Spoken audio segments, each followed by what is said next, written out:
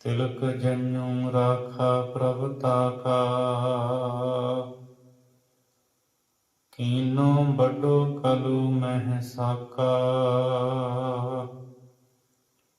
साधन हेत इति जन करी। शीस दिया पर सीना उचरी। धर्म हेत साका जिन किया। शीस दिया पर सिर ना दिया। शीस दिया पर सिर ना दिया। पतित पावन भगत वशल करुणा निधान। दीना बंधु ज्योति स्वरूप। जुगो जुग अटल चवर छतर तख्त दे मालक। दसां पातशाहियां दी जोत। ਧੰਨ ਸ੍ਰੀ ਗੁਰੂ ਗ੍ਰੰਥ ਸਾਹਿਬ ਸੱਚੇ ਪਾਤਸ਼ਾਹ ਜੀ ਦੀ ਪਵਿੱਤਰ ਹਜ਼ੂਰੀ ਅੰਦਰ ਹਾਜ਼ਰੀਆਂ ਭਰ ਰਹੀ ਗੁਰੂ ਰੂਪ ਸਾਧ ਸੰਗਤ ਜੀ, ਸਭ ਤੋਂ ਪਹਿਲਾਂ ਗੁਰਫਤਿਹ ਬੁਲਾਓ। ਆਖੋ ਜੀ ਵਾਹਿਗੁਰੂ ਜੀ ਕਾ ਖਾਲਸਾ, ਵਾਹਿਗੁਰੂ ਜੀ ਕੀ ਫਤਿਹ। ਨੌਵੇਂ ਪਾਤਸ਼ਾਹ ਧੰਨ ਗੁਰੂ ਤੇਗ ਬਹਾਦਰ ਸੱਚੇ ਪਾਤਸ਼ਾਹ ਜੀ ਦਾ ਸ਼ਹਾਦਤ ਵਾਲਾ ਦਿਨ ਮਘਰ ਸੁਦੀ ਪੰਚਮੀ ਪਰਸੋਂ ਨੂੰ ਆ ਰਿਹਾ ਹੈ, 8 ਦਸੰਬਰ 2021 ਨੂੰ। ਗੁਰੂ ਤੇਗ ਬਹਾਦਰ ਸੱਚੇ ਪਾਤਸ਼ਾਹ ਜੀ ਦੇ ਸ਼ਹਾਦਤ ਦੇ ਪ੍ਰਸੰਗ ਨੂੰ ਇਹਨਾਂ ਦਿਨਾਂ ਵਿੱਚ ਆਪਾਂ ਸੰਖੇਪ ਵਿੱਚ ਵਿਚਾਰ ਕਰਾਂਗੇ। ਧੰਨ ਗੁਰੂ ਤੇਗ ਬਹਾਦਰ ਸੱਚੇ ਪਾਤਸ਼ਾਹ ਜੀ ਦੀ ਸ਼ਹਾਦਤ ਸਤਿਗੁਰੂ ਦੇ ਨਾਲ ਭਾਈ ਮਤੀ ਦਾਸ, ਭਾਈ ਸਤੀ ਦਾਸ ਜੀ, ਭਾਈ ਦਿਆਲਾ ਜੀ, 3 ਸਿੱਖਾਂ ਨੇ ਸ਼ਹਾਦਤ ਪ੍ਰਾਪਤ ਕੀਤੀ ਹੈ। ਗੁਰੂ ਤੇਗ ਬਹਾਦਰ ਸੱਚੇ ਪਾਤਸ਼ਾਹ ਜੀ ਦੀ ਸ਼ਹਾਦਤ ਦਾ ਕਾਰਨ ਬਿਲਕੁਲ ਸਪਸ਼ਟ ਹੈ। ਔਰੰਗਜ਼ੇਬ ਦੀ ਤਵੱਸਬ ਨੀਤੀ ਤੇ ਉਸ ਨੀਤੀ ਦੇ ਤਹਿਤ ਬਹੁਤ ਸਾਰੇ ਹਿੰਦੂਆਂ ਨੂੰ ਜ਼ਬਰਦਸਤੀ ਮੁਸਲਮਾਨ ਬਣਾ ਰਿਹਾ ਸੀ। ਉਹਨਾਂ ਗੁਰੂ ਤੇਗ ਬਹਾਦਰ ਮਹਾਰਾਜ ਜੀ ਦੇ ਦਰ ਤੇ ਆ ਕੇ ਫਰਿਆਦ ਕੀਤੀ। ਸਤਿਗੁਰੂ ਨੇ ਉਹਨਾਂ ਦੀ ਬਾਂਹ ਫੜੀ, ਸ਼ਹਾਦਤ ਦਾ ਜਾਮ ਪੀਤਾ ਤੇ ਗੁਰੂ ਗੋਬਿੰਦ ਸਿੰਘ ਸਾਹਿਬ ਮਹਾਰਾਜ ਜੀ ਲਿਖਦੇ ਨੇ, ਤਿਲਕ ਜਨਿਉ ਰਾਖਾ ਪ੍ਰਭ ਤਾਕਾ। ਕੀਨੋ ਵੱਡੋ ਕਲੂ ਮਹਿ ਸਾਕਾ। ਗੁਰੂ ਤੇਗ ਬਹਾਦਰ ਮਹਾਰਾਜ ਜੀ ਨੇ ਤਿਲਕ ਤੇ ਜਨਿਉ ਦੀ ਰੱਖਿਆ ਕੀਤੀ। ਵੱਡਾ ਸਾਕਾ ਸਤਿਗੁਰੂ ਨੇ ਕਲਯੁਗ ਦੇ ਵਿੱਚ ਕਰ ਦਿੱਤਾ। ਆਓ ਆਪਾਂ ਸੰਖੇਪ ਝਾਤ ਮਾਰਾਂਗੇ ਇਤਿਹਾਸ ਦੇ ਤਵਾਰੀਖ ਦੇ ਉੱਪਰ। ਔਰੰਗਜ਼ੇਬ ਬਹੁਤ ਹੀ ਜ਼ਿਆਦਾ ਜ਼ੁਲਮੀ ਬਾਦਸ਼ਾਹ ਸੀ। ਦਿੱਲੀ ਤਖਤ ਦੇ ਉੱਪਰ ਬੈਠਦਿਆਂ ਹੀ ਇਸ ਨੇ ਇੱਕ ਦੇਸ਼ ਇੱਕ ਧਰਮ ਦਾ ਮਨ ਬਣਾਇਆ। ਜਿੰਨਾ ਜ਼ੁਲਮ ਔਰੰਗਜ਼ੇਬ ਨੇ ਕੀਤਾ ਹੈ, ਜਦ ਅਸੀਂ ਤਵਾਰੀਖ ਨੂੰ ਵਾਚਦੇ ਹਾਂ, ਪੜ੍ਹਦੇ ਹਾਂ, ਇਹਦੇ ਕੀਤੇ ਹੋਏ ਜ਼ੁਲਮਾਂ ਦਾ ਜ਼ਿਕਰ ਇਤਿਹਾਸਕਾਰਾਂ ਨੇ ਆਪੋ ਆਪਣੀ ਕਲਮ ਦੇ ਨਾਲ ਕੀਤਾ ਹੈ। ਤਖਤ ਦੇ ਉੱਤੇ ਬੈਠਣ ਵਾਸਤੇ ਇਹਨੇ ਆਪਣੇ ਪਿਓ ਸ਼ਾਹਜਹਾਂ ਨੂੰ ਕੈਦ ਵਿੱਚ ਪਾਇਆ। ਇਹਦਾ ਪਿਓ ਸ਼ਾਹਜਹਾਂ ਜਿੱਥੇ ਕੈਦ ਵਿੱਚ, ਜੇਲ੍ਹ ਵਿੱਚ ਸੀ, ਇਤਿਹਾਸਕਾਰ ਕਹਿੰਦੇ ਹੈ ਕਿ ਜਮਨਾ ਵਾਲੇ ਪਾਸੇ ਇੱਕ ਬਾਰੀ ਸੀ। ਇਹਨੂੰ ਪਤਾ ਲੱਗ ਗਿਆ ਕਿ ਉਸ ਬਾਰੀ ਦੇ ਰਾਹੀਂ ਮੇਰਾ ਪਿਓ ਸ਼ਾਹਜਹਾਂ ਬਾਹਰ ਦੇ ਨਜ਼ਾਰੇ ਨੂੰ ਤੱਕਦਾ ਹੈ। ਇਸ ਨੇ ਉਹ ਵੀ ਬੰਦ ਕਰਵਾ ਦਿੱਤਾ ਸੀ। ਜੇ ਪਿਓ ਨੇ ਚਿੱਠੀ ਲਿਖੀ, ਔਰੰਗਜ਼ੇਬ ਤੂੰ ਹਿੰਦੂਆਂ ਨੂੰ ਮਾੜੇ ਕਹਿੰਦਾ ਹੈ, ਉਹ ਤੇਰੇ ਤੋਂ ਲੱਖ ਗੁਣਾ ਚੰਗੇ ਨੇ, ਉਹ ਤਾਂ ਮਰ ਚੁੱਕੇ ਪਿਤਰਾਂ ਨੂੰ ਵੀ ਪਾਣੀ ਦਿੰਦੇ ਨੇ, ਤੂੰ ਆਪਣੇ ਬਾਪ ਨੂੰ ਪਿਆਸਾ ਰੱਖਦਾ ਹੈ। ਤੇ ਔਰੰਗਜ਼ੇਬ ਨੇ ਜਵਾਬੀ ਚਿੱਠੀ ਲਿਖੀ ਸੀ, ਅੱਗੂ ਜੇ ਇਸ ਸਿਆਹੀ ਦੇ ਨਾਲ ਤੂੰ ਇਹ ਚਿੱਠੀ ਲਿਖੀ ਹੈ, ਉਸ ਸਿਆਹੀ ਨੂੰ ਪੀ ਕੇ ਆਪਣੀ ਪਿਆਸ ਬੁਝਾ ਲੈ, ਮੇਰੇ ਤੋਂ ਆਸ ਨਾ ਕਰੀ, ਮੈਂ ਤੈਨੂੰ ਪਾਣੀ ਦੇਵਾਂਗਾ। ਆਪਣੇ ਬਾਪ ਦਾ ਕਾਤਲ ਔਰੰਗਜ਼ੇਬ। ਫਿਰ ਇਸ ਨੇ ਭਰਾਵਾਂ ਦਾ ਕਤਲ ਕੀਤਾ। ਕਿੰਨਾ ਤਵੱਸਵੀ ਸੀ, ਕਿੰਨਾ ਜ਼ਾਲਮ ਸੀ। ਤਖਤ ਵਾਸਤੇ ਇਹਨੇ ਕੀ ਨਹੀਂ ਕੀਤਾ। ਦਾਰਾ ਸ਼ਿਕੋ ਸੂਫੀ ਖਿਆਲਾਂ ਦਾ ਸੀ, ਫਕੀਰ ਸੀ ਇਹਦਾ ਭਰਾ। ਇਹਨੇ ਦਾਰਾ ਸ਼ਿਕੋ ਦਾ ਕਤਲ ਕੀਤਾ। ਮੁਰਾਦ ਨੂੰ ਕਿਲੇ ਦੀ ਕੰਧ ਤੋਂ ਬਾਹਰ ਸੁਟਵਾ ਦਿੱਤਾ ਤੇ ਫਿਰ ਸ਼ੁਜਾ ਨੂੰ ਦੇਸ਼ ਨਿਕਾਲਾ ਦੇ ਦਿੱਤਾ। ਭਰਾਵਾਂ ਦਾ ਕਾਤਲ ਹੈ। ਇਹਦੀ ਭੈਣ ਸੀ ਜਿਹਦਾ ਨਾਮ ਸੀ ਰੌਸ਼ਨ ਆਰਾ। ਤਖਤ ਦੇ ਉੱਤੇ ਜਦ ਔਰੰਗਜ਼ੇਬ ਬੈਠਾ, ਉਹਨੇ ਇਹਦੀ ਮਦਦ ਕੀਤੀ ਸੀ, ਪਰ ਇਸ ਨੇ ਉਸ ਨੂੰ ਵੀ ਮਿੱਠਾ ਜ਼ਹਿਰ ਦੇ ਕੇ ਐਸਤਾ ਐਸਤਾ ਖਤਮ ਕਰ ਦਿੱਤਾ, ਮਾਰ ਦਿੱਤਾ। ਇੱਥੋਂ ਤੱਕ ਇਹਦੀ ਇੱਕ ਬੱਚੀ ਸੀ ਜ਼ੇਬੁਲ ਨੁਸ਼ਾ, ਸ਼ਾਇਰ ਸੀ, ਕਵਿਤਾ ਲਿਖਿਆ ਕਰਦੀ ਸੀ, ਸ਼ਾਇਰੀ ਕਰਦੀ ਸੀ। ਇਹਨੇ ਉਸ ਨੂੰ ਵੀ ਜ਼ਹਿਰ ਦੇ ਕੇ ਕੈਦ ਵਿੱਚ ਸੁੱਟ ਕੇ ਮਰਵਾ ਦਿੱਤਾ ਸੀ।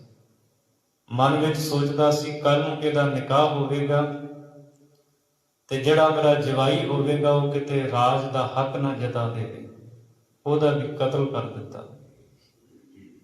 ਇਹਨੇ ਆਪਣੇ ਪੁੱਤਰਾਂ ਦੇ ਉੱਤੇ ਵੀ ਤਸ਼ੱਦਦ ਕੀਤਾ।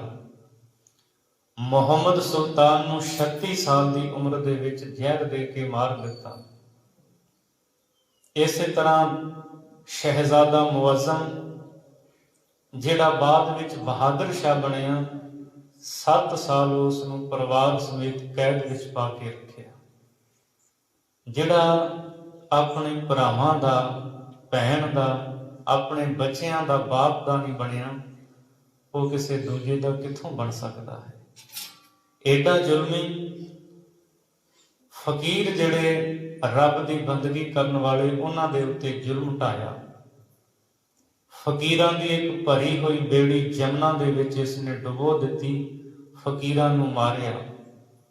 ਸਰਮਦ ਵਰਗਾ ਫਕੀਰ ਜਿਹੜਾ ਖੁਦਾ ਦੇ ਰੰਗ ਵਿੱਚ ਰੰਗਿਆ ਰਹਿੰਦਾ ਸੀ, ਸਰਮਦ ਦਾ ਕਤਲ ਇਸ ਨੇ ਕਰਵਾਇਆ।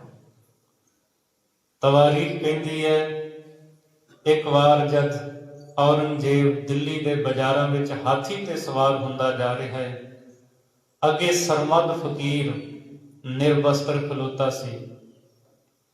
ਔਰੰਗਜ਼ੇਬ ਨੇ ਆਪਣੇ ਸਿਪਾਹੀਆਂ ਨੂੰ ਕਹਿ ਕੇ ਇੱਕ ਵਸਤਰ ਫਕੀਰ ਵੱਲ ਸੁੱਟਿਆ, ਇਹਨੂੰ ਕਹੋ ਕਿ ਤਨ ਢੱਕ ਲਵੇ। ਪਰ ਫਕੀਰ ਨੇ ਤਨ ਨਹੀਂ ਢੱਕਿਆ। ਜਦ ਵਾਪਸ ਦੁਬਾਰਾ ਉੱਥੋਂ ਆਇਆ, ਫਕੀਰ ਉਸੇ ਤਰ੍ਹਾਂ ਖਲੋਤਾ ਸੀ ਤੇ ਸਰਮਦ ਨੂੰ ਕਿਹਾ, ਤੂੰ ਤਨ ਕਿਉਂ ਨਹੀਂ ਢੱਕਦਾ?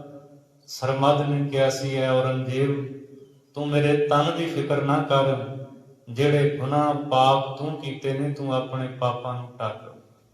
ਤੇਰੇ ਜ਼ੁਲਮਾਂ ਨੂੰ ਦੁਨੀਆ ਦੇ ਲੋਕ ਚੰਗੀ ਤਰ੍ਹਾਂ ਜਾਣਦੇ ਨੇ। ਇਸ ਨੇ ਸਰਮਦ ਫਕੀਰ ਦਾ ਵੀ ਕਤਲ ਕਰਵਾ ਦਿੱਤਾ ਸੀ। ਕੋਈ ਸ਼ਾਇਰ ਹੁੰਦਾ ਸੀ, ਉਹਦਾ ਕਤਲ ਕਰਵਾ ਦਿੰਦਾ ਸੀ। ਰਾਗ ਦੀ ਇਸ ਨੇ ਮਨਾਹੀ ਕੀਤੀ। ਗੁਰੂ ਤੇਗ ਬਹਾਦਰ ਸੱਚੇ ਪਾਤਸ਼ਾਹ ਜੀ ਨੇ ਹਿੰਦ ਧਰਮ ਦੀ ਰੱਖਿਆ ਕੀਤੀ। ਔਰੰਗਜ਼ੇਬ ਨੇ ਹਿੰਦੂਆਂ ਦੇ ਉੱਤੇ ਬਹੁਤ ਜ਼ੁਲਮ ਕੀਤਾ, ਆਪਣੇ ਪਰਿਵਾਰ ਦੇ ਉੱਤੇ ਵੀ ਉਸ ਨੇ ਜ਼ੁਲਮ ਕੀਤਾ। ਸਭ ਤੋਂ ਪਹਿਲਾਂ ਔਰੰਗਜ਼ੇਬ ਨੇ ਜਿਹੜੇ ਸਰਕਾਰੀ ਅਹਿਲਕਾਰ ਸਨ, ਉਹਨਾਂ ਨੂੰ, ਜਿਹੜੇ ਹਿੰਦੂ ਲੋਕ ਸਨ, ਨੌਕਰੀਆਂ ਤੋਂ ਬਰਖਾਸਤ ਕਰ ਦਿੱਤਾ। ਹੁਕਮ ਜਾਰੀ ਕਰ ਦਿੱਤਾ, ਜੇ ਤੁਸੀਂ ਨੌਕਰੀ ਕਰਨੀ ਹੈ ਤਾਂ ਤੁਹਾਨੂੰ ਇਸਲਾਮ ਧਰਮ ਧਾਰਨ ਕਰਨਾ ਪਵੇਗਾ। ਦੂਜਾ, ਜਿਹੜੇ ਹਿੰਦੂ ਵਪਾਰੀ ਸਨ, ਉਹਨਾਂ ਦਾ ਟੈਕਸ ਦੂਣਾ ਕਰ ਦਿੱਤਾ ਤੇ ਜਿਹੜੇ ਮੁਸਲਮਾਨ ਵਪਾਰੀ ਸਨ, ਉਹਨਾਂ ਦਾ ਟੈਕਸ ਘਟਾ ਕੇ ਅੱਧਾ ਕਰ ਦਿੱਤਾ। ਅਖੀਰ ਉਹਨਾਂ ਦਾ ਟੈਕਸ ਬਿਲਕੁਲ ਫ੍ਰੀ ਕਰ ਦਿੱਤਾ। ਹਿੰਦੂਆਂ ਦੇ ਨਾਲ ਜ਼ਿਆਦਤੀ ਕਰਦਾ ਰਿਹਾ ਇੱਕ ਦੇਸ਼, ਇੱਕ ਧਰਮ, ਇਸ ਨਿਸ਼ਾਨੇ ਨੂੰ ਲੈ ਕੇ ਔਰੰਗਜ਼ੇਬ ਚੱਲਦਾ ਰਿਹਾ। ਸਭ ਤੋਂ ਪਹਿਲਾਂ ਖਾਲਸਾ ਜੀ ਉਸਨੇ ਕਸ਼ਮੀਰ ਨੂੰ ਚੁਣਿਆ। ਉਹਦਾ ਕਾਰਨ ਸੀ ਕਿ ਕਸ਼ਮੀਰ ਦੇ ਜਿਹੜੇ ਬ੍ਰਾਹਮਣ ਸਨ ਉਹ ਬੜੇ ਵੱਡੇ ਵਿਦਵਾਨ ਪੜ੍ਹੇ ਲਿਖੇ ਸਨ। ਔਰੰਗਜ਼ੇਬ ਚਾਹੁੰਦਾ ਸੀ ਜੇਕਰ ਮੈਂ ਇਹਨਾਂ ਵਿਦਵਾਨ ਬ੍ਰਾਹਮਣਾਂ ਨੂੰ ਇਸਲਾਮ ਦੇ ਵਿੱਚ ਲੈ ਆਵਾਂਗਾ ਤਾਂ ਬਾਕੀ ਜਿਹੜੇ ਹਿੰਦੁਸਤਾਨ ਦੇ ਲੋਕ ਨੇ, ਹਿੰਦੂ ਲੋਕ ਨੇ, ਉਹਨਾਂ ਨੂੰ ਇਸਲਾਮ ਦੇ ਵਿੱਚ ਲਿਆਉਣਾ ਮੇਰੇ ਵਾਸਤੇ ਸੌਖਾ ਹੋ ਜਾਵੇਗਾ। ਦੂਜਾ, ਕਸ਼ਮੀਰ ਨੂੰ ਇਸ ਲਈ ਚੁਣਿਆ ਕਿ ਜੇਕਰ ਬਗਾਵਤ ਹੁੰਦੀ ਹੈ ਤਾਂ ਫਿਰ ਪਿਸ਼ਾਵਰ ਤੇ ਕਾਬਲ ਦੇ ਜਿਹੜੇ ਕਬਾਇਲੀ ਲੋਕ ਨੇ ਉਹਨਾਂ ਤੋਂ ਮੈਂ ਜਹਾਦ ਦਾ ਝੰਡਾ ਚੁਕਵਾ ਕਰਕੇ ਉਸ ਬਗਾਵਤ ਨੂੰ ਦਬਾ ਲਵਾਂਗਾ। ਇਸ ਲਈ ਕਸ਼ਮੀਰ ਨੂੰ ਚੁਣਿਆ। ਕਸ਼ਮੀਰ ਦਾ ਗਵਰਨਰ ਸੀ ਸੈਫ ਖਾਨ। ਇਹ ਨਰਮ ਦਿਲ ਬੰਦਾ ਸੀ। ਸਨ 1671 ਨੂੰ ਸੈਫ ਖਾਨ ਨੂੰ ਹਟਾ ਕਰਕੇ ਸ਼ੇਰ ਅਫਗਾਨ ਨੂੰ ਕਸ਼ਮੀਰ ਦਾ ਸੂਬੇਦਾਰ ਇਸਨੇ ਬਣਾ ਦਿੱਤਾ, ਗਵਰਨਰ ਬਣਾ ਦਿੱਤਾ। ਹੁਕਮ ਜਾਰੀ ਕਰ ਦਿੱਤਾ ਜਿਵੇਂ ਕਿਵੇਂ ਵੀ ਹੋਵੇ ਧਨ ਦਾ ਲਾਲਚ ਦੇ ਕੇ, ਨੌਕਰੀਆਂ ਦਾ ਲਾਲਚ ਦੇ ਕੇ ਹਿੰਦੂਆਂ ਨੂੰ ਇਸਲਾਮ ਦੇ ਵਿੱਚ ਲਿਆਂਦਾ ਜਾਵੇ। ਜੇ ਕੋਈ ਨਹੀਂ ਮੰਨਦਾ ਤਾਂ ਉਹਦੇ ਉੱਤੇ ਜ਼ੋਰ ਜ਼ੁਲਮ ਕੀਤਾ ਜਾਏ। ਸ਼ੇਰ ਅਫਗਾਨ ਨੇ ਕਸ਼ਮੀਰ ਦੇ ਗਵਰਨਰ ਬਣਨ ਦੇ ਸਾਰ ਹੀ ਹਿੰਦੂਆਂ ਦੇ ਉੱਤੇ ਜ਼ੁਲਮ ਕਰਨਾ ਸ਼ੁਰੂ ਕਰ ਦਿੱਤਾ। ਹਿੰਦੂਆਂ ਦਾ ਮੰਦਿਰ ਦੇ ਵਿੱਚ ਜਾਣਾ ਪਾਬੰਦੀ ਲਾ ਦਿੱਤੀ। ਉਹਨਾਂ ਦੇ ਜਿਹੜੇ ਜੋੜ ਮੇਲੇ ਹੁੰਦੇ ਸਨ ਉਹਨਾਂ ਤੇ ਪਾਬੰਦੀ ਲਾ ਦਿੱਤੀ ਔਰ ਜਬਰਨ ਕਸ਼ਮੀਰ ਦੇ ਬ੍ਰਾਹਮਣਾਂ ਨੂੰ ਮੁਸਲਮਾਨ ਬਣਾਉਣਾ ਸ਼ੁਰੂ ਕਰ ਦਿੱਤਾ। ਕਸ਼ਮੀਰ ਦੇ ਬਹੁਤ ਸਾਰੇ ਬ੍ਰਾਹਮਣ ਇੱਕ ਥਾਂ ਤੇ ਇਕੱਤਰ ਹੋਏ ਤੇ ਸ਼ੇਰ ਅਫਗਾਨ ਨੂੰ ਜਾ ਕਰਕੇ ਕਹਿਣ ਲੱਗੇ ਵੀ ਸਾਨੂੰ ਕੁਝ ਸਮੇਂ ਦੀ ਮੁਹਲਤ ਦਿੱਤੀ ਜਾਏ। ਜਦੋਂ ਸਮਾਂ ਪੂਰਾ ਹੋ ਗਿਆ, ਜੇ ਤਾਂ ਸਾਥੋਂ ਕੋਈ ਉਪਚਾਰ ਹੋਇਆ ਅਸੀਂ ਉਪਚਾਰ ਕਰ ਲਵਾਂਗੇ, ਨਹੀਂ ਤੇ ਅਸੀਂ ਆਪ ਹੀ ਇਸਲਾਮ ਨੂੰ ਧਾਰਨ ਕਰ ਲਵਾਂਗੇ। ਤਵਾਰੀਖ ਕਹਿੰਦੀ ਹੈ ਇਹ ਬ੍ਰਾਹਮਣ ਸਾਰੇ ਅਮਰਨਾਥ ਗਏ ਹੈ, ਸ਼ਿਵ ਜੀ ਦੀ ਅਰਾਧਨਾ ਕੀਤੀ। ਇਹਨਾਂ ਸਾਰਿਆਂ ਦੀ ਅਗਵਾਈ ਕਰਦਾ ਸੀ ਪੰਡਤ ਕਿਰਪਾ ਰਾਮ। ਇਹ ਪੰਡਤ ਕਿਰਪਾ ਰਾਮ ਉਹੀ ਹੈ ਬ੍ਰਹਮਦਾਸ ਦਾ ਪੜਪੋਤਾ, ਜਿਸ ਬ੍ਰਹਮਦਾਸ ਨੂੰ ਧੰਨ ਗੁਰੂ ਨਾਨਕ ਦੇਵ ਮਹਾਰਾਜ ਜੀ ਨੇ ਜਦੋਂ ਸਤਿਗੁਰੂ ਕਸ਼ਮੀਰ ਵੱਲ ਗਏ ਹੈ, ਗੁਰੂ ਨਾਨਕ ਸਾਹਿਬ ਜੀ ਨੇ ਬ੍ਰਹਮਦਾਸ ਨੂੰ ਉਪਦੇਸ਼ ਦੇ ਕੇ ਬ੍ਰਹਮ ਦ੍ਰਿਸ਼ਟੀ ਬਖਸ਼ ਕੇ ਨਿਹਾਲ ਕੀਤਾ ਸੀ। ਬ੍ਰਹਮਦਾਸ ਦੇ ਪ੍ਰਥਾਏ ਹੀ ਗੁਰੂ ਨਾਨਕ ਸਾਹਿਬ ਨੇ ਸ਼ਬਦ ਉਚਾਰਿਆ ਸੀ, ਪੜ ਪੜ ਗੱਡੀ ਲੱਦੀ ਹੈ, ਪੜ ਪੜ ਭਰੀਏ ਸਾਥ। ਬ੍ਰਹਮਦਾਸ ਦਾ ਇਹ ਪੜਪੋਤਾ ਸੀ। ਸ਼ਿਵ ਜੀ ਦੀ ਅਮਰਨਾਥ ਜਾ ਕਰਕੇ ਕਿਰਪਾ ਰਾਮ ਹੋਰ ਬ੍ਰਾਹਮਣ ਪੰਡਤਾਂ ਨੇ ਅਰਾਧਨਾ ਕੀਤੀ। ਅਖੀਰ ਪੰਡਤ ਕਿਰਪਾ ਰਾਮ ਨੂੰ ਸੁਪਨੇ ਦੇ ਵਿੱਚ ਸ਼ਿਵ ਜੀ ਨੇ ਦਰਸ਼ਨ ਦਿੱਤੇ ਔਰ ਇਹ ਸ਼ਬਦ ਕਹੇ ਕਿ ਗੁਰੂ ਨਾਨਕ ਸਾਹਿਬ ਜੀ ਦੇ ਦਰ ਤੇ ਤੁਸੀਂ ਚਲੇ ਜਾਓ। ਗੁਰੂ ਤੇਗ ਬਹਾਦਰ ਜੀ ਇਸ ਵੇਲੇ ਅਨੰਦਪੁਰ ਸਾਹਿਬ ਹਨ। ਪੰਡਤ ਕਿਰਪਾ ਰਾਮ ਤੇ ਨਾਲ ਹੋਰ ਜਿਹੜੇ ਬ੍ਰਾਹਮਣ ਸਨ, ਪਹਿਲਾਂ ਇਹ ਅੰਮ੍ਰਿਤਸਰ ਆਏ, ਇੱਥੋਂ ਫਿਰ ਅਨੰਦਪੁਰ ਸਾਹਿਬ ਦੀ ਧਰਤੀ ਤੇ ਧੰਨ ਗੁਰੂ ਤੇਗ ਬਹਾਦਰ ਸੱਚੇ ਪਾਤਸ਼ਾਹ ਜੀ ਦੀ ਸ਼ਰਨ ਵਿੱਚ ਆਏ। ਗੁਰੂ ਤੇਗ ਬਹਾਦਰ ਮਹਾਰਾਜ ਜੀ ਦੇ ਚਰਨਾਂ ਦੇ ਵਿੱਚ ਆ ਕਰਕੇ ਫਰਿਆਦ ਕੀਤੀ।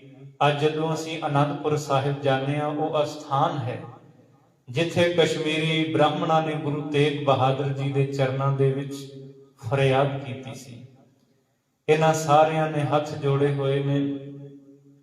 ਭੱਟ ਵਹੀ ਤਲੌਂਡਾ ਦੇ ਅਨੁਸਾਰ 16 ਬ੍ਰਾਹਮਣ ਨਾਲ ਕਿਰਪਾ ਰਾਮ ਦੇ ਆਏ ਹੈ। ਗਲ ਵਿੱਚ ਪੱਲਾ ਪਾਇਆ, ਨੇਤਰਾਂ ਦੇ ਵਿੱਚ ਹੰਝੂ ਭਰੇ ਹੋਏ ਨੇ। ਗੁਰੂ ਤੇਗ ਬਹਾਦਰ ਮਹਾਰਾਜ ਜੀ ਨੂੰ ਬੇਨਤੀ ਕੀਤੀ, ਸੱਚੇ ਪਾਤਸ਼ਾਹ ਸਾਡਾ ਧਰਮ ਖਤਰੇ ਦੇ ਵਿੱਚ ਹੈ। ਔਰੰਗਜ਼ੇਬ ਬਹੁਤ ਜ਼ਿਆਦਾ ਜ਼ੁਲਮ ਕਰਦਾ ਹੈ, ਜੰਨੋਂ ਉਤਾਰਦਾ ਹੈ, ਸਾਡੇ ਉੱਤੇ ਜ਼ੁਲਮ ਹੋ ਰਹੇ ਨੇ, ਸਾਡੇ ਧਰਮ ਦਾ ਦੀਵਾ ਬੁਝ ਚੱਲਿਆ ਹੈ। ਸਤਿਗੁਰੂ ਤੁਸੀਂ ਕਿਰਪਾ ਕਰੋ, ਸਾਡੇ ਧਰਮ ਦੀ ਰੱਖਿਆ ਕਰੋ। ਗੁਰੂ ਤੇਗ ਬਹਾਦਰ ਮਹਾਰਾਜ ਜੀ ਨੇ ਦੀਨ ਦੁਖੀ ਬ੍ਰਾਹਮਣਾਂ ਦੀ ਫਰਿਆਦ ਸੁਣੀ। ਭਾਈ ਸੇਵਾ ਸਿੰਘ ਜੀ ਨੇ ਲਿਖਿਆ ਹੈ दुखी विपर जो चल के आए पुरी आनंद, बाह असाडी पकड़ी है श्री हरगोबिंद के चंद। गुरु हरगोबिंद साहिब महाराज जी दे सुपुत्र गुरु तेग बहादुर जी साडी बाह फड़ो।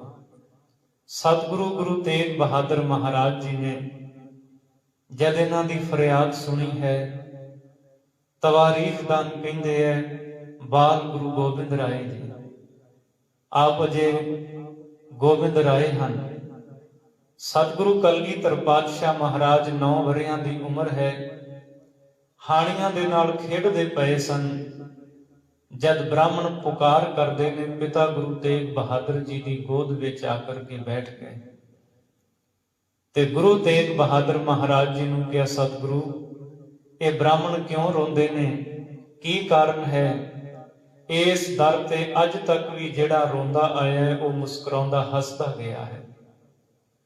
महाराज ने कारण दसिया और नाल ही शब्द कहे कि जिस दिन कोई धर्मात्मा, कोई बंदगी वाला पुरुष, परमेश्वर दा प्यारा इन्हां दे वास्ते कुर्बान हो जाएगा, इन्हां दे धर्म दा दीवा सदा लई बलदा रहेगा।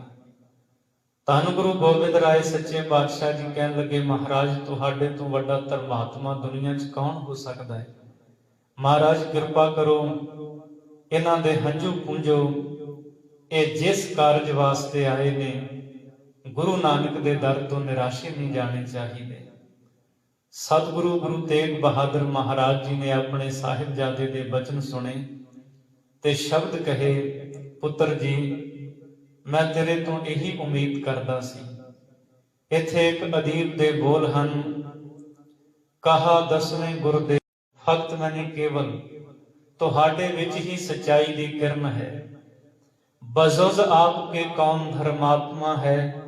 अगर कोई है तो वो परमात्मा है और कोई नहीं है। राह हक में खुद जाने अपनी लड़ाएं, शहादत का हमको नमूना दिखाए। ये शब्द कहे धन गुरु गोबिंद राय सच्चे पातशाह ने। गुरु तेग बहादुर महाराज जी ने ये जिहड़े ब्राह्मण पुकार करते ने, सतगुरु ने इन्हां नूं हौसला दिता। भट्ट चांद दे शब्द असीं सारे पढ़ते हैं, जो हजूर ने शब्द कहे, चित चरण कमल का आसरा, चित चरण कमल संग जोड़िए, मन लोचे बुराइयां, गुर शब्दी एहो मन होड़िए। बाहें जिन्हां दी पकड़िए, सिर दीजै बाहें न छोड़िए। तेग बहादुर बोलिया धर पईए, धर्म न छोड़िए। महाराज कहते धर्म नहीं छड़ना चाहिए, भावें कुर्बान हो जाइए, ते जिहदी बांह फड़ लईए उहदी बांह नहीं छड्डनी चाहिए। पातशाह ने जो शब्द कहे, विद्वानां ने अपनी कलम दे नाल उन्हां शब्दां नूं लिखिया है। एक कवि दे शब्द हन, इन्हां रोंदे धोंदे ब्राह्मणां नूं सतगुरु ने हौसला दे के शब्द कहे। सतगुरु कहा, बच्चियो तुसीं घरी जावो, सिर दे के सत बचावांगा मैं। हिंदू धर्म दे बुझ रहे दीवे अंदर, तेल अपने लहू दा पावांगा मैं। पाया देश दियां जड़ां विच लहू अपना, भारत वर्ष दा बाग तां फल रहा है। हिंदू धर्म दे मंदिरां दे विच हुण भी लहू गुरु तेग बहादुर दा बल रहा है। गुरु तेग बहादुर सच्चे पातशाह दा लहू ही हिंदू धर्म दे मंदिरां दे दीवियां दे विच बल रहा है। ये सतगुरु दी शहादत दा सदका ही अज हिंदू मंदिरां दे विच आरतियां हुंदियां ने, दीवे जगाए जांदे ने, गीता दे पाठ हुंदे ने। सच्चे पातशाह ने हौसला दिता। महाराज कहते जाओ औरंगजेब नूं सुनेहा भिजवा दवो कि साडे आगू गुरु गुरु तेग बहादुर जी हन। जे तू गुरु तेग बहादुर नूं इस्लाम दे विच ले आवें, असीं सारे आपे ही इस्लाम नूं धारण कर लवांगे। दुखी ब्राह्मणां ने सतगुरु दे चरनां विच सीस निवाया। पता सी कि गुरु तेग बहादुर ने जो बचन कहे ने, सतगुरु किहड़ा डोलण वाले हन। ਇਹਨਾਂ ਬ੍ਰਾਹਮਣਾਂ ਨੇ ਜਾ ਕੇ ਸ਼ੇਰ ਅਫਗਾਨ ਨੂੰ ਕਿਹਾ ਕਿ ਸਾਡੇ ਆਗੂ ਸਤਿਗੁਰੂ ਤੇਗ ਬਹਾਦਰ ਜੀ ਹਨ, ਜੇਕਰ ਉਹਨਾਂ ਨੂੰ ਔਰੰਗਜ਼ੇਬ ਇਸਲਾਮ ਵਿੱਚ ਲੈ ਆਵੇ ਫਿਰ ਅਸੀਂ ਆਪੇ ਹੀ ਇਸਲਾਮ ਨੂੰ ਧਾਰਨ ਕਰ ਲਵਾਂਗੇ। ਸ਼ੇਰ ਅਫਗਾਨ ਨੇ ਇਹ ਸੁਨੇਹਾ ਔਰੰਗਜ਼ੇਬ ਨੂੰ ਭੇਜਿਆ। ਔਰੰਗਜ਼ੇਬ ਸੁਣ ਕੇ ਖੁਸ਼ ਵੀ ਹੋਇਆ ਤੇ ਉਦਾਸ ਮਾਯੂਸ ਵੀ ਹੋਇਆ, ਕਿਉਂਕਿ ਉਸ ਨੂੰ ਪਤਾ ਸੀ ਕਿ ਗੁਰੂ ਨਾਨਕ ਸਾਹਿਬ ਦਾ ਐਸਾ ਦਰ ਹੈ, ਗੁਰੂ ਨਾਨਕ ਸਾਹਿਬ ਇਹ ਐਸੀ ਗੱਦੀ ਹੈ, ਉਹ ਜੋਤ ਪਹਿਲੇ ਸਰੂਪ ਦੇ ਵਿੱਚ ਗੁਰੂ ਨਾਨਕ ਸਾਹਿਬ ਨੇ ਬਾਬਰ ਨੂੰ ਜਾਬਰ ਕਿਹਾ ਸੀ। ਹੁਮਾਯੂੰ ਨੂੰ ਗੁਰੂ ਅੰਗਦ ਦੇਵ ਮਹਾਰਾਜ ਜੀ ਨੇ ਸ਼ਬਦ ਕਹੇ ਸਨ ਬੇਬਾਕੀ ਦੇ ਨਾਲ ਕਿ ਜਿਹੜੀ ਤਲਵਾਰ ਫਕੀਰਾਂ ਤੇ ਚੁੱਕਦਾ ਹੈ, ਸ਼ੇਰ ਸ਼ਾਹ ਸੂਰੀ ਦੇ ਸਾਹਮਣੇ ਇਹ ਤਲਵਾਰ ਤੇਰੀ ਕਿਉਂ ਨਹੀਂ ਚੱਲੀ। ਫਿਰ ਗੁਰੂ ਅਰਜਨ ਦੇਵ ਜੀ ਦੀ ਸ਼ਹਾਦਤ ਬਾਰੇ ਵੀ ਪਤਾ ਸੀ, ਜਹਾਂਗੀਰ ਦੇ ਅੱਗੇ ਝੁਕੇ ਨਹੀਂ। ਔਰੰਗਜ਼ੇਬ ਨੂੰ ਪਤਾ ਸੀ ਮੇਰੇ ਬਾਪ ਨੇ 4 ਜੰਗਾਂ ਕੀਤੀਆਂ ਨੇ, 4 ਵਾਰ ਫੌਜ ਭੇਜੀ ਹੈ, ਇਹਨਾਂ ਦੇ ਪਿਤਾ ਦੇ ਉੱਤੇ ਇਹ ਡੋਲਣ ਵਾਲੇ ਨਹੀਂ। ਤੇ ਖੁਸ਼ ਇਸ ਲਈ ਹੋਇਆ ਕਿ ਇੱਕ ਨੂੰ ਜੇ ਇਸਲਾਮ ਦੇ ਵਿੱਚ ਲੈ ਆਂਦਾ, ਸਾਰਾ ਹਿੰਦੁਸਤਾਨ, ਸਾਰੇ ਹਿੰਦੂ ਜੇ ਮੁਸਲਮਾਨ ਬਣ ਜਾਣ ਤੇ ਹੋਰ ਮੇਰੇ ਵਾਸਤੇ ਚੰਗੀ ਗੱਲ ਕੀ ਹੈ। ਸਤਿਗੁਰੂ ਗੁਰੂ ਤੇਗ ਬਹਾਦਰ ਮਹਾਰਾਜ ਜੀ ਨੂੰ ਦਿੱਲੀ ਆਉਣ ਵਾਸਤੇ ਇਹਨੇ ਅਹਿਦੀਏ ਭੇਜੇ, ਸੁਨੇਹਾ ਭੇਜਿਆ। ਅਹਿਦੀਏ ਜਿਹੜੇ ਸਨ ਇਹ ਪਿੰਡਾਂ ਦੇ ਨੰਬਰਦਾਰ ਪੰਚ, ਉਹ ਅਹਿਦੀਆਂ ਦਾ ਮੰਜਾ ਇੱਕ ਪਿੰਡ ਤੋਂ ਦੂਜੇ ਪਿੰਡ ਛੱਡ ਕੇ ਆਉਂਦੇ ਸਨ। ਇਸ ਤਰ੍ਹਾਂ ਬਾਦਸ਼ਾਹ ਦਾ ਸੁਨੇਹਾ ਲੈ ਕੇ ਜਾਂਦੇ ਸਨ। ਅਹਿਦੀਏ ਅਨੰਦਪੁਰ ਆਏ। ਗੁਰੂ ਕੇ ਸਿੱਖਾਂ ਨੇ ਧੰਨ ਗੁਰੂ ਤੇਗ ਬਹਾਦਰ ਸੱਚੇ ਪਾਤਸ਼ਾਹ ਜੀ ਮਿਲੇ ਨੇ ਤੇ ਔਰੰਗਜ਼ੇਬ ਦਾ ਸੁਨੇਹਾ ਦਿੱਤਾ ਵੀ ਜੋ ਇਕਰਾਰਨਾਮਾ ਤੁਸੀਂ ਕਸ਼ਮੀਰੀ ਪੰਡਤਾਂ ਦੇ ਨਾਲ ਕੀਤਾ ਹੈ, ਔਰੰਗਜ਼ੇਬ ਨੇ ਤੁਹਾਨੂੰ ਦਿੱਲੀ ਸੱਦਿਆ ਹੈ। ਮਹਾਰਾਜ ਗੁਰੂ ਤੇਗ ਬਹਾਦਰ ਜੀ ਕਹਿੰਦੇ ਜਾਓ ਔਰੰਗਜ਼ੇਬ ਨੂੰ ਜਾ ਕੇ ਕਹਿ ਦਿਓ ਚਿੰਤਾ ਨਾ ਕਰੇ, ਅਸੀਂ ਆਪ ਹੀ ਚੱਲ ਕੇ ਦਿੱਲੀ ਆ ਜਾਵਾਂਗੇ। ਅਹਿਦੀਏ ਵਾਪਸ ਚਲੇ ਗਏ। ਸਤਿਗੁਰੂ ਗੁਰੂ ਤੇਗ ਬਹਾਦਰ ਸੱਚੇ ਪਾਤਸ਼ਾਹ ਨੇ ਅਨੰਦਪੁਰ ਤੋਂ ਦਿੱਲੀ ਵੱਲ ਨੂੰ ਜਾਣ ਦੀ ਤਿਆਰੀ ਕੀਤੀ ਹੈ। ਸਾਰੀਆਂ ਸੰਗਤਾਂ ਨੂੰ ਸਤਿਗੁਰੂ ਪਾਤਸ਼ਾਹ ਜੀ ਮਿਲੇ ਤੇ ਮਹਾਰਾਜ ਸੱਚੇ ਪਾਤਸ਼ਾਹ ਆਪਣੇ ਸਤਿਕਾਰਯੋਗ ਮਾਤਾ ਨਾਨਕੀ ਜੀ ਨੂੰ ਮਿਲੇ। ਮਾਤਾ ਜੀ ਦੇ ਚਰਨਾਂ ਤੇ ਨਮਸਕਾਰ ਕੀਤੀ। ਮਾਤਾ ਜੀ ਕੁਝ ਉਦਾਸ ਵੀ ਹੋਏ, ਪਰ ਸਾਹਿਬ ਨੇ ਕਿਰਪਾ ਦ੍ਰਿਸ਼ਟੀ ਕਰਕੇ ਸਾਰੀ ਉਦਾਸੀ ਦੂਰ ਕਰ ਦਿੱਤੀ। ਆਪਣੇ ਸਤਿਕਾਰਯੋਗ ਮਹਿਲ ਸਾਡੇ ਸਤਿਕਾਰਯੋਗ ਮਾਤਾ ਗੁਜਰੀ ਜੀ ਨੂੰ ਮਿਲੇ ਔਰ ਬਾਣੀ ਦੇ ਸ਼ਬਦ ਪੜ੍ਹ ਕੇ ਉਪਦੇਸ਼ ਦੇ ਕਰਕੇ ਇਹ ਬਚਨ ਕਹੇ ਕਿ ਸੰਸਾਰ ਦੇ ਵਿੱਚ ਇਹ ਸਰੀਰ ਸਦਾ ਨਹੀਂ ਰਹਿੰਦੇ, ਸਰੀਰ ਨਾਸ਼ਵੰਤ ਨੇ, ਅੱਜ ਨਹੀਂ ਤੇ ਭਲ ਕੇ ਇਹ ਸਰੀਰ ਨਾਸ਼ ਹੋ ਜਾਵੇਗਾ। ਅਸੀਂ ਹਿੰਦ ਧਰਮ ਦੀ ਤਿਲਕ ਤੇ ਜੰਜੂ ਦੀ ਰੱਖਿਆ ਲਈ ਦਿੱਲੀ ਨੂੰ ਜਾ ਰਹੇ ਹਾਂ। ਸਾਰੀਆਂ ਸੰਗਤਾਂ ਨੂੰ ਸਤਿਗੁਰੂ ਤੇਗ ਬਹਾਦਰ ਸੱਚੇ ਪਾਤਸ਼ਾਹ ਮਹਾਰਾਜ ਮਿਲੇ। ਮਹਾਰਾਜ ਸੱਚੇ ਪਾਤਸ਼ਾਹ ਅਨੰਦਪੁਰ ਸਾਹਿਬ ਤੋਂ ਸਾਧ ਸੰਗਤ ਚਾਲੇ ਪਾਉਣਗੇ ਤੇ ਪਾਤਸ਼ਾਹ ਜੀ ਪੜਾ ਦਰ ਪੜਾ ਅੱਗੇ ਜਾਣਗੇ। ਇਹ ਪ੍ਰਸੰਗ ਆਪਾਂ ਕੱਲ ਦੇ ਦੀਵਾਨਾਂ ਵਿੱਚ ਸਰਵਣ ਕਰਾਂਗੇ। ਸੋ ਇਸ ਪ੍ਰਸੰਗ ਨੂੰ ਚੇਤੇ ਰੱਖਿਓ। ਕਸ਼ਮੀਰੀ ਪੰਡਤਾਂ ਨੇ ਪੁਕਾਰ ਕੀਤੀ ਹੈ, ਮਹਾਰਾਜ ਸੱਚੇ ਪਾਤਸ਼ਾਹ ਨੇ ਇੱਥੋਂ ਚਾਲੇ ਪਾਉਣੇ ਨੇ। ਇਹਨਾਂ ਕੁਝ ਬੋਲਦਿਆਂ ਹੋਇਆਂ ਬੇਅੰਤ ਭੁੱਲਾਂ ਹੋਈਆਂ ਹੋਣਗੀਆਂ। ਭੁੱਲਾਂ ਦੀ ਖਿਮਾ ਬਖਸ਼ਣੀ, ਅਗਾਂਹ ਵਾਸਤੇ ਸੁਮਤ ਬਖਸ਼।